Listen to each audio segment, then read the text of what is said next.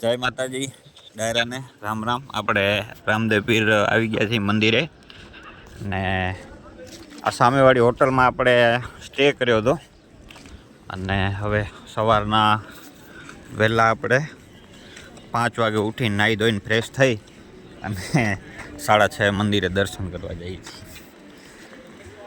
તો મંદિરનો જે મેઇન રોડ છે ને એનું કામ ચાલુ છે, તો આગળ રસ્તો બંધ છે અને થોડોક રસ્તો ચાલુ છે. જો તમે હાલ ફિલહાલ આવતા હો તો તમારે આવા ગામડાઓમાં શેરીમાંથી અંદરથી આવવું પડશે અને પછી તમારે દર્શન થશે. આજે ટ્રાફિક બહુ ઓછું છે, માઇનર છે, એટલું ખાસ ટ્રાફિક નથી. તો હવે અંદર જઈ પછી ખબર પડે અમને.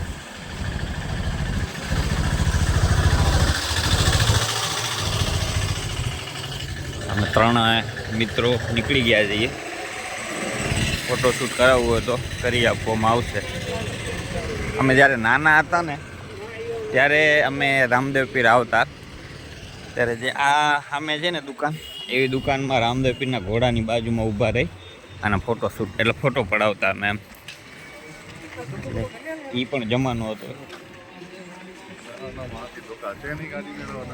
આવી જાય મારા કન પડ્યો છે હે? હા લઈ લ્યો, પ્રસાદી લેવી જોશે ને.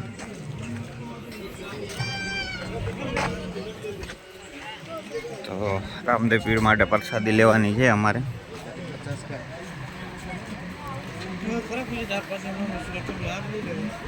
હા એ જ લઈ લે ને, કાજુ નહીં બગડે નહીં ને પાછી.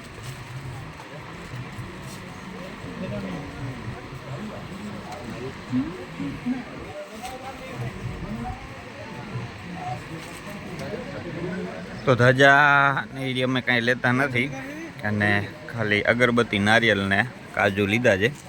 અને રામદેવ પીરના ઘોડા છે, તમારે અહીંયાથી લઈ જવા હોય ઘરે. ધજા છે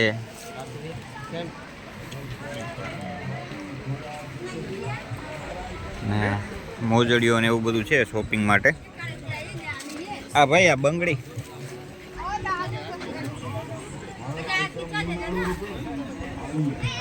તો બંગડી કોકની પડી ગઈ હતી, આપણે પાછી આપી દીધી. બહુ આપણે તમને ખબર તો છે હું કેટલો જેન્યુન માણસ છું.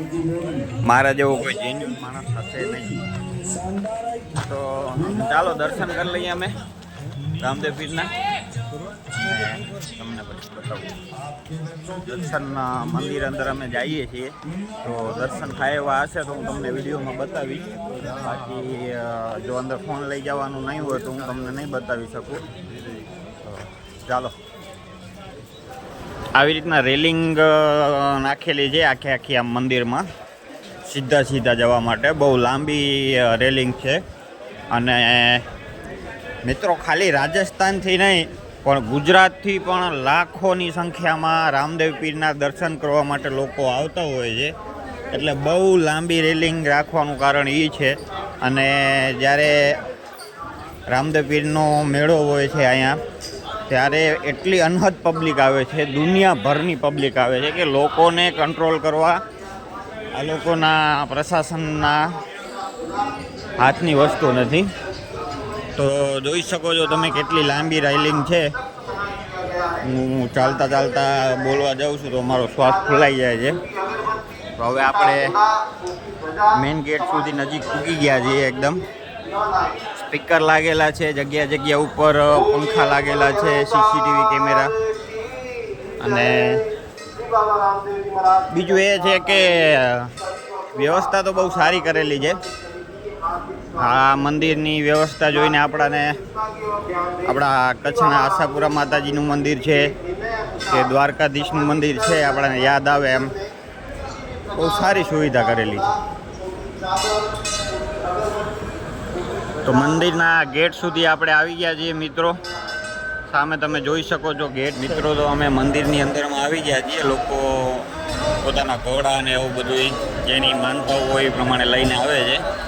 અને આમાં તમને બહુ પબ્લિક છે, તમે જુઓ ખાલી. તો આ તો બહાર નીકળીને આપણે હાલે હાલશું.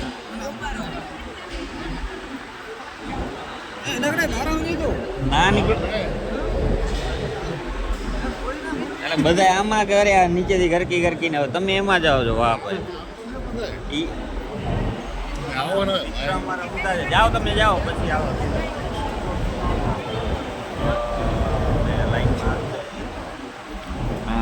ટ્રાફિક બહુ છે. મને લાગે છે કે અંદર મંદિરના દરવાજા બંધ હોય એવું લાગે છે. તો ગુજરાતથી બહુ પબ્લિક આવે છે. સુવિધા પણ બહુ સારી છે મિત્રો. ફુવારા લગાવેલા છે જગ્યા જગ્યા ઉપર, મોટા મોટા પંખા છે. તો જેનાથી શું થાય કે ફુવારા ચાલુ હોય અને પંખાનો પવન આવે એટલે ફુવારાનો વિસ્તાર થઈ જાય. એ દર્શન માન્ય નહીં ગણાય.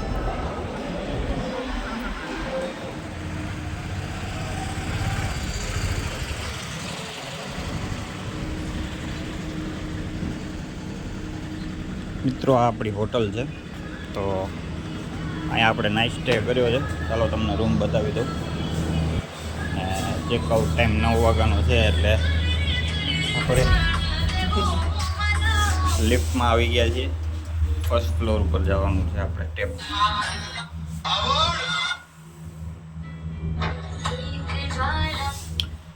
તો મિત્રો રાણુજાના દર્શન થઈ ગયા છે રામદેવ પીરના, અને બહુ જ સારા દર્શન થઈ ગયા છે. હવે દર્શન કરીને આપણે નીકળવાના છીએ જેસલમેર. જેસલમેર આજે આખો દિવસ અને આજની નાઈટ, અને કાલે નીકળતો ને જેસલમેર. ચાવી એના કને જતી ના હોય તું લે કાંઈ નહીં ને એમ હાલો દોડે. ભાઈ આ એમને એમ દોડ્યો આવ્યો ચાવી લીધા વગર. હાલો રૂમમાં, હાલો રૂમ. આપણે અહીંયા હોલમાં વેટિંગ એરિયામાં રેસ્ટ કરીએ ત્યાં સુધી. તો બીજા એક પ્રતાપસિંહ છે, એમના જોડે ચાવી રહી ગઈ છે અમારી. તો બાકી હું તમને બતાવો, તમારો રૂમ બતાવો તમને.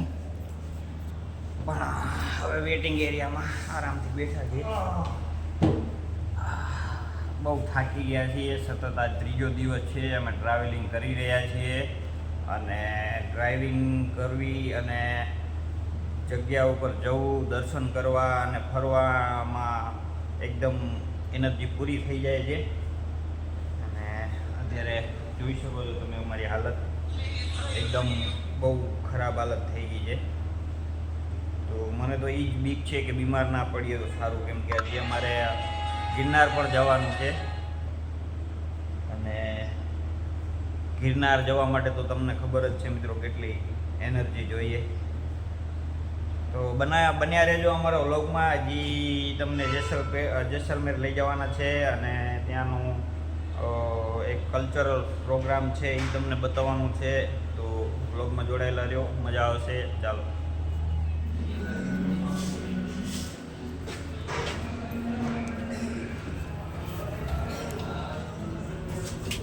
તો આપણે ચેકઆઉટ કરી લીધું છે, અને ચેકઆઉટ કરીને હવે આપણે નીકળીએ છીએ. જશું આપણે જેસલમેર. રામદેવીના દર્શન કરી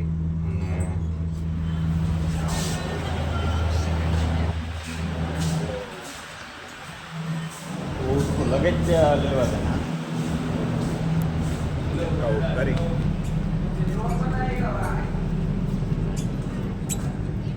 આપણે ગાડી તરફ. સર્વિસ સારી છે, હોટલ પણ સારી છે. તો તમે આવતા હો રામદેવરા તો મંદિરથી 1.5 કિલોમીટરના અંતર ઉપર હોટલ આવેલી છે. બહુ જ સારી હોટલ છે, સર્વિસ પણ સારી છે, ક્લિનિંગ સ્ટાફ અને બધુંય કહેવાય ને કે અન્ડરસ્ટેન્ડિંગ છે, અને સારા માણસો છે. ચલો હવે નીકળીએ આગળ.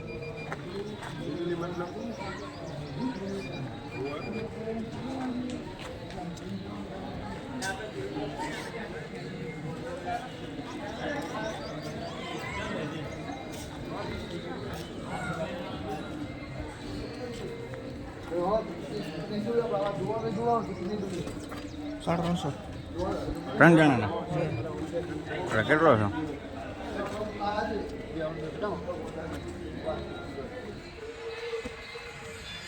આપણે પોકરણગઢ આવ્યા છીએ.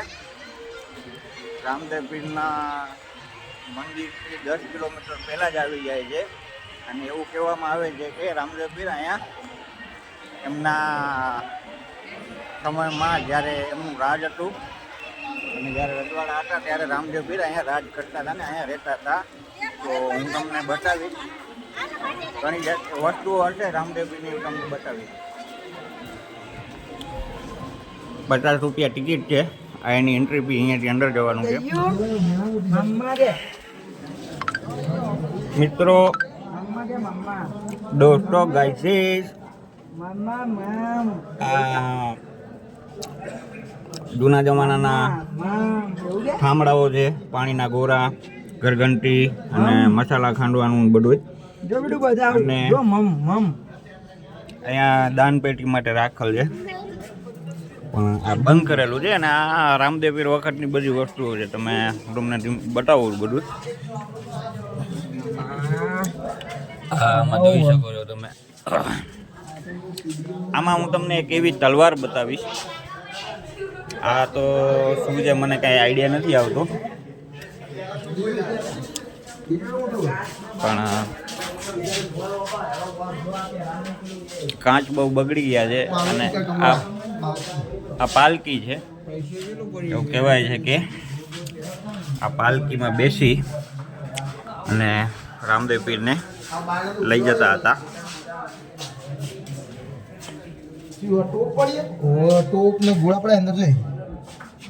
અને આ રૂમમાં બહુ અંધારો છે એટલે દેખાતું નથી કંઈ ખાસ. અને કાચ બહુ ગંદા થઈ ગયા છે એટલે સરખું નથી. આ તમે સામે જોઈ શકો છો, ફોટો છે રામદેવ પીરનો. અને એ સમયમાં સિંહાસન હતો.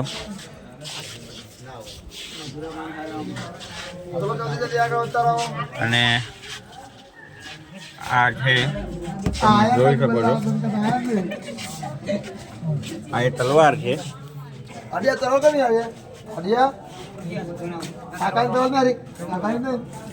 અને સામે તમે જોઈ શકો છો રામદેવ પીરના નાના ફોટા છે. મિનલ દે ને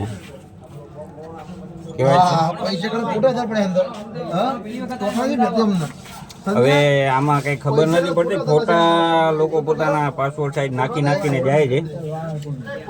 આ તલવાર કહેવાય છે કે રામદેવ પીરની છે. તો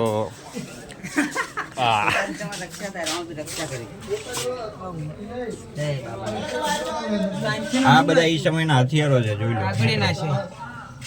લો. અને લોકો ફોટા નાખીને જાય છે, એની શું હકીકત છે કાંઈ ખબર નથી. અને ખરેખર આવી જગ્યા ઉપર ફોટા અને આવું બધું નાખીને એની આપણે બગાડાય નહીં. આ લોકો મેનેજમેન્ટ કરતા હોય તો એમને ખ્યાલ હોય કે કેટલું મુશ્કેલ છે. અને ખારેકનું ઝાડ છે વચ્ચોવચ્ચ. તો આ મારા મિત્રો છે એ બહુ ફાસ્ટ હાલે છે, કેમ કે અમને જોવાની કાંઈ એટલી કાંઈ એવું રસ નથી. એમ દોડી નીકળી જાય. હા, તલવાર જોઈ તમે? તલવાર કોની હતી? હા, રામદેવ પીરની તલવાર હતી. તમે જોઈ બાપુ? તો વિચાર કરો, રાજપૂતો પેલા કેટલા તાકાતવાર હતા એ તમે અંદાજો લગાવી શકો છો. કે એમની તલવાર જ ખાલી 4 થી 5 ફૂટની હતી.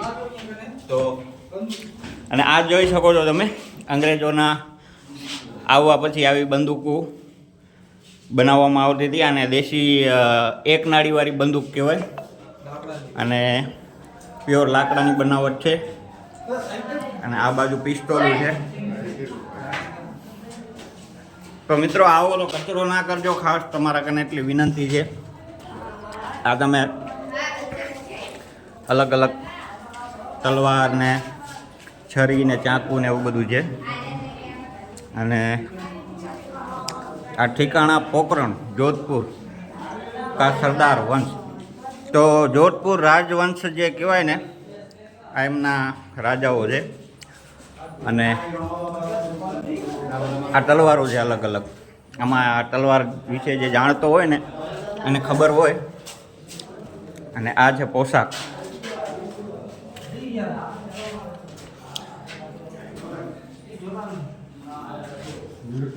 શું છે આ? વીર કમલ. આ રજવાડા વખતના એ સમયના પોશાકો છે અને આવા કપડાં એ લોકો પહેરતા હતા. જોઈ શકો છો તમે. ઘણી વસ્તુ સાચવેલી છે અહીંયા.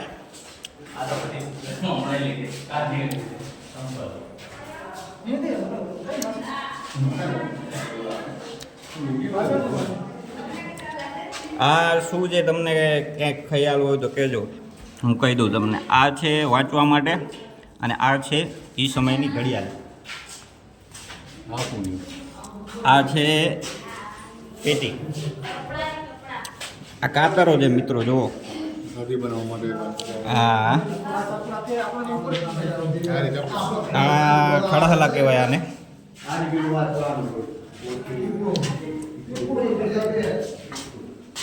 મેં ઘણી જૂના જમાનાની વસ્તુઓ પડી છે. આ એ સમયના સેન્ટ છે. અંતર તો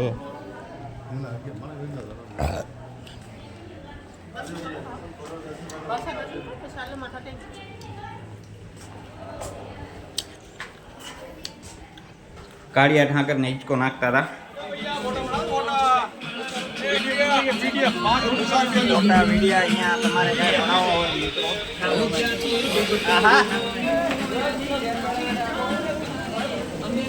ભાઈ અહીંયા સરકારી ચાલુ છે. એક છે ક્રાંતિકારી, બીજો છે માથા ભારી.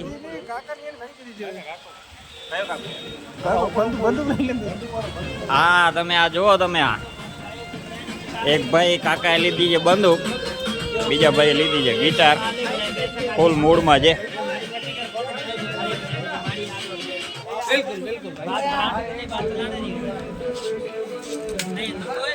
ની હતિયારી.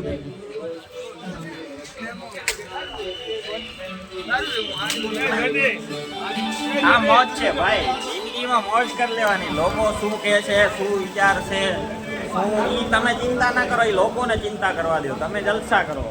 છે ને મોજમાં. જુઓ, જોઈ લો. આને મોજ કહેવાય ભાઈ. ભાઈ ભાઈ ભાઈ. હા, વાહ મોજ વાહ.